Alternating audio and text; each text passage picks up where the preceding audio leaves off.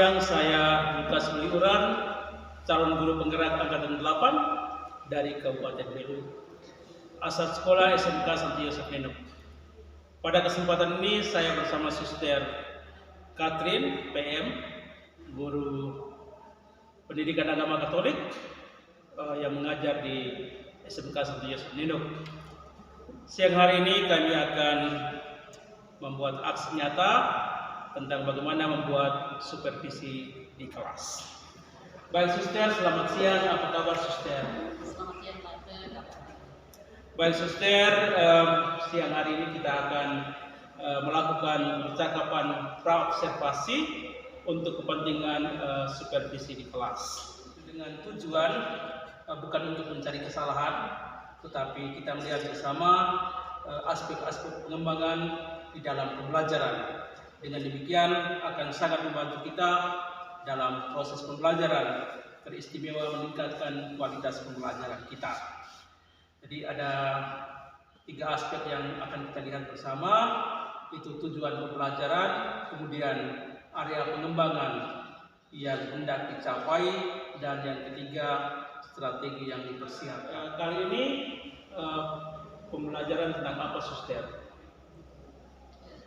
Pembelajaran mengenai gereja sebagai umat Allah. Baik, Suster akan melakukan pembelajaran di kelas bersama para siswa dengan tema gereja sebagai umat Allah. Kira apa tujuan dari pembelajaran ini Suster? Baik, dari materi gereja sebagai umat Allah di mana terdapat 4 tujuan. Yang pertama itu menjelaskan arti gereja. Lalu itu yang kedua menjelaskan ciri-ciri gereja. Lalu itu yang ketiga menjelaskan arti gereja menurut kitab suci. Kalau kitab suci itu Kisah Para Rasul bab 2 ayat 41 sampai dengan 47 berbicara mengenai cara hidup jemaat perdana. Dan yang tujuan yang keempat menjelaskan konsekuensi gereja sebagai umat Allah dalam hidup menggereja atau menjadi mahasiswa. Oke, jadi ada 4 tujuan pembelajaran yang mau Suster capai. Yang pertama menjelaskan arti gereja sebagai umat Allah, lalu yang kedua ciri-ciri gereja sebagai umat Allah, lalu yang ketiga arti gereja sebagai umat Allah menurut pandangan kitab suci, dan yang keempat konsekuensi dari gereja sebagai umat Allah. Itu 4 capai. Kemudian yang kedua Suster, area pengembangan apa yang hendak dicapai dalam pembelajaran ini? Area pengembangan yang hendak dicapai itu ada 2. Yang pertama itu mengenai pengetahuan dan juga pemahaman siswa. Yang kedua penerapan dalam praksis keseharian seperti itu. Terkait dengan pengetahuan, ya siswa diharapkan untuk dapat memahami dan mengetahui arti gereja secara benar. Lalu itu yang kedua terkait dengan penerapan. Siswa dibantu untuk mulai sadar sebagaimana menjadi anggota gereja atau umat Allah seperti itu.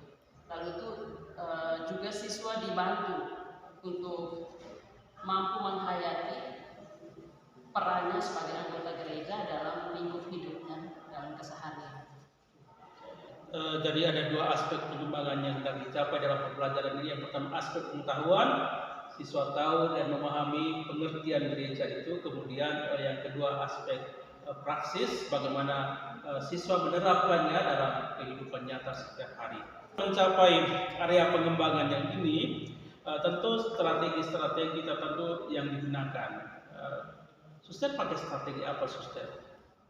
Strategi yang dipakai dan yang digunakan yaitu strategi pembelajaran berdiferensiasi, di mana berdasarkan kebutuhan belajar siswa sesungguhnya dilihat bahwa ada perbedaan di sana. Tingkat kemampuan siswa itu satu dengan yang lain nampaknya berbeda.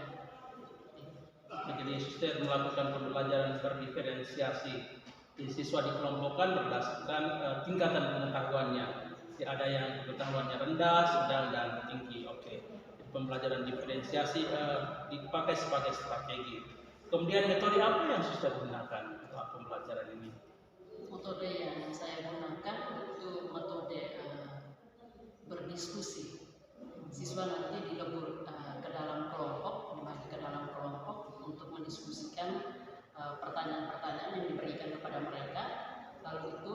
hasil diskusi akan diberikan, dilanjutkan dengan presentasi di depan kelas.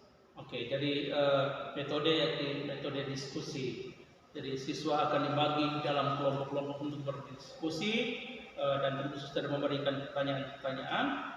Kemudian hasil dari diskusi itu akan mereka presentasikan di depan. Baik, Suster,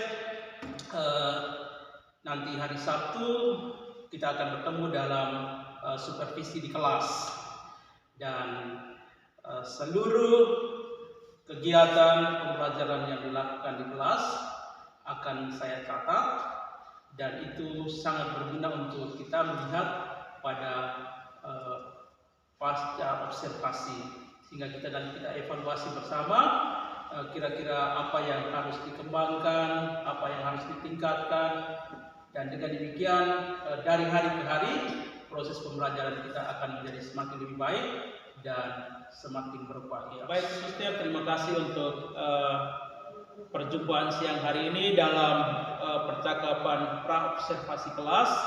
Nanti kita akan berjumpa lagi di kelas dalam kegiatan supervisi. Selamat siang, Suster, dan terima kasih. Demikian percakapan saya dengan Suster Katrin tentang pra-observasi supervisi akademik di kelas. Terima kasih dan selamat siang.